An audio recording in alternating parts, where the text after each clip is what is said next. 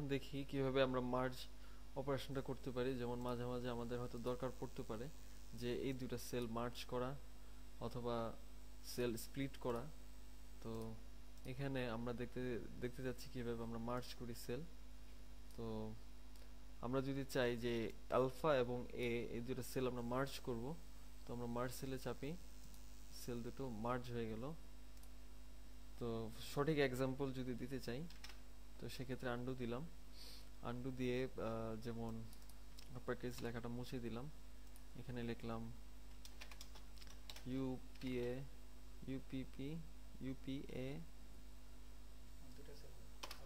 UPP E R C A S C upper case. তো letter name এবং upper case আসলে আমরা যাচ্ছি পুরো দুটা সেল জুড়ে এইটা থাকবে। সো আমরা সেলগুলোকে এই ক্ষেত্রে মার্জ করতে পারি। তো মার্জ মানে দুটো সেলকে একত্রিত করে দেওয়া। তো এখন দেখেন আমরা সেল দুটোকে মার্জ করে দিয়েছি। তো আমাদের বোঝার সুবিধার্থে আমরা সেল দুটোকে মার্জ করলাম। এখন আমরা যদি আবার চাই সেল দুটোকে স্প্লিট করে দেওয়ার জন্য আলাদা করে দিব, তো সেই ক্ষেত্রে আমরা কি করতে পারি, যেমন এখানে একটা এই যে বড় সেলটা এটাকে স্প্লিট করে দেব। তো সেলটা আমি কার্সরটা রাখি এখানে অথবা মাউস পয়েন্টার দিয়ে সেলটা সিলেক্ট করি, এখানে স্প্লিট সেল করলাম। তো আমাকে বলতে যাচ্ছে নাম্বার অফ কলামস এবং নাম্বার অফ রোজ। আমি তো অবশ্যই নাম্বার অফ রোজ একটা হবে কারণ আমার সেল একটা, আর নাম্বার অফ কলামস মানে আমি সেলটাকে দুইটা ভাগ করতে যাচ্ছি। তো এখানে 2 লিখছি, তো ওকে দিচ্ছি, তো দুইটা ভাগ হয়ে গেল। আমি আবার আন্ডু দিচ্ছি, যদি আমি চাচ্ছি স্প্লিট সেল 3টা কলাম করতে, তো এখানে 3 লিখে ওকে দিলাম। তো এখানে দেখেন 3 ভাগে ভাগ হলো এটা।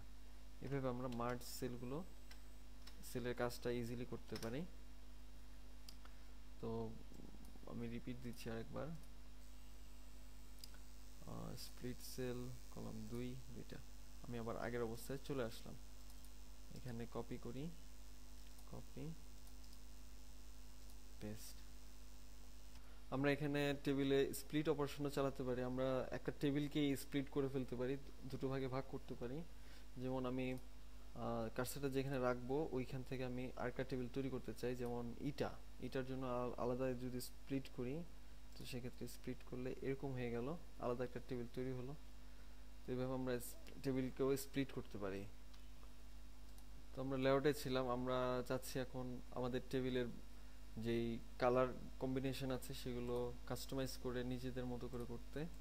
তো সেক্ষেত্রে আমরা পুরো সেলটাকে সিলেক্ট করলাম, পুরো রোটাকে সিলেক্ট করে শেডিং প্রেস করলাম। এখানে আমাকে কালার অপশন দিচ্ছে, কালার আমি যে কোনো অপশন দিতে পারি, দিলাম এই কালার। আর নিচের এটাকে দিলাম অন্য কোনো কালার, বা এই কলমটাকেও চেঞ্জ করতে পারি। এই কালার দিয়ে আমরা এভাবে বর্ডার এবং শেডিং এর কাজটা করতে পারি, যেটা যখন প্রয়োজন আমরা সেটাও করতে পারি। আর এখানে আমরা বর্ডারসের একটা ব্যাপার আছে, আমরা এখন দেখি কিভাবে বর্ডারের কাজগুলো করতে হয়, বর্ডার এবং শেডিংস। তো সেক্ষেত্রে ডিজাইনে যাব, এখানে বর্ডারে প্রেস করি, বর্ডারে প্রেস করে অল বর্ডার যদি দেই, তো শুধুমাত্র একটা সেলের উপরই বর্ডার হয়েছে। আমরা আসলে কার্সারটা যেই সেলের উপর রেখেছিলাম সেই সেলটাই অ্যাফেক্টেড হয়েছে। তো আমরা কন্ট্রোল আনডু দেই। তো আমরা এটা সিলেক্ট করলাম, ফুল টেবিল সিলেক্ট করার আরেকটা নিয়ম হচ্ছে এখানে কার্সার এনে এখানে ক্লিক করলে ফুল টেবিল সিলেক্ট হয়ে যাবে। তো আমাদের এখানে যে বর্ডার আছে সেখানে নো বর্ডার অপশন থাকতে পারে, অথবা সিঙ্গেল লাইন থাকতে পারে, অথবা আরো ভ্যারাইটিস অপশন থাকতে পারে, জিগজ্যাগ থাকতে পারে। তো সাপোজ আমরা চুজ করলাম সিঙ্গেল লাইন, তো আমরা বর্ডার দিচ্ছি, অল বর্ডার যদি দেই তাহলে সম্পূর্ণ টেবিলটা বর্ডার হয়ে গেল। এরপর যদি আমরা এই টেবিলটাকে বর্ডার করতে চাই, তো এটা বর্ডার মাপটা বাড়াতে চাই, তো একটু বাড়িয়ে আমরা আবার বর্ডার দিতে পারি, অল বর্ডার, অথবা নো বর্ডার, কোনো বর্ডার যদি না চাই তো নো বর্ডার দিতে পারি। তো সেক্ষেত্রে শুধুমাত্র গ্রিডসগুলো দেখাচ্ছে, গ্রিড লাইন্সগুলো। আমরা যদি এখন এটা সিলেক্ট করি, ভিউ গ্রিড লাইন্সটা উঠিয়ে দিই, তাহলে দেখেন টেবিলটা কোনো গ্রিড লাইন্সও দেখা যাচ্ছে না। তো আমাদের কাজের সুবিধার্থে আমরা আপাতত গ্রিড লাইন্স দিয়ে দিচ্ছি। তো এখন নিচের টেবিলটা চুজ করলাম, চুজ করে আমরা এখন দেখি এখানে কীভাবে অ্যালাইনমেন্টের কাজ করা যায়। তো অ্যালাইনমেন্ট দেখেন, ডিসেম্বর যে লেখাটা আছে সিলেক্ট করলাম, left align, centre align, right align. তো তো অ্যালাইনমেন্ট তো হয়েছে, কিন্তু সাথে দেখেন লেখাটা একটু উপরে আছে। আমি যদি মিডল মানে অ্যালাইন সেন্টার রাইট করতে চাই, লেখাটাকে আটটু নিচের দিকে আনতে চাই, কিন্তু রাইটে থাকবে। তো দেখেন লেখাটা একটু নিচে নেমে আসছে এবং বটমে দিলে বটম রাইট চলে আসছে।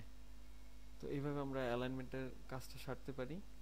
আর এখানে আমরা চাইলে একটা সেল যদি ইনসার্ট করতে চাই, তো এখানে আমরা এই বাটনটাতে আমি এটা এখানে দেখাতে যাচ্ছিলাম যে আমরা এখানে ক্লিক করেও এই ইনসার্ট সেলের অপশনটা নিয়ে আসতে পারি।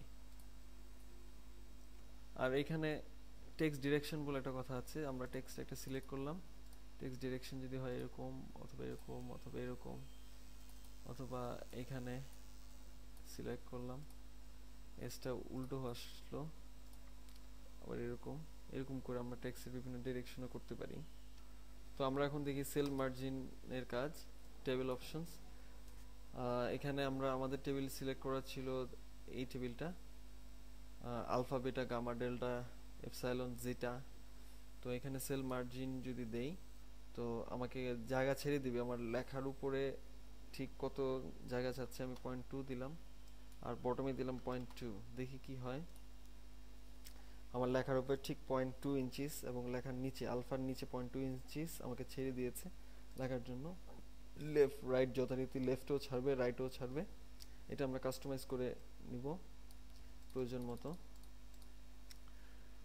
আর allow cell spacing between cells, that means দুইটা সেলের মাঝখানে কতটুকু সেল স্পেসিং থাকবে।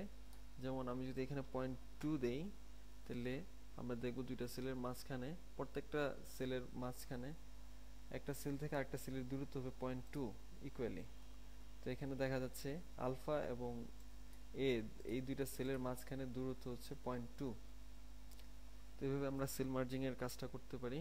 আমি আনডু দিচ্ছি।